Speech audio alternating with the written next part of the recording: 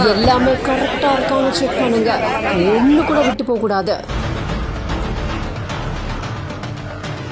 250 CCTV கேமராக்கள், 3 அடுக்கு பாதுகாப்பு. ஒரே ஒரு சின்ன தப்பு கூட நடந்துடக்கூடாதுன்னு அதிகாரிகள் காட்டிய அக்கறை.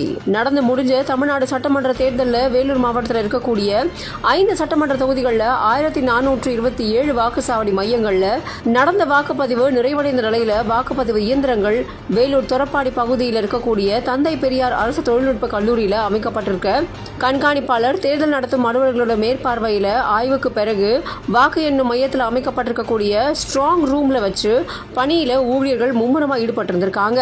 மேலும் வாக்கு எண்ணும் மையத்தை சுற்றி 1 கிலோமீட்டர் சுற்றளவுக்கு தடை செய்யப்பட்ட பகுதியாகவும் 23/4/2026 இருந்து 5/5/2026 வரைக்குமே தேர்தல் பணிகள் முழுமையா முடியும் வரைக்கும் ரெட் ஜோனா அறிவிக்கப்பட்டு ட்ரோன்கள் மூலமா ஆளில்லா விமானங்கள் பறக்க தடை விதிக்கப்பட்டிருக்கிறதாகவும் வேலூர் மாவட்ட தேர்தல் நடத்தும் அலுவலர் சுபலட்சுமி அப்படிங்கிறவங்க அறிவிச்சிருக்காங்க.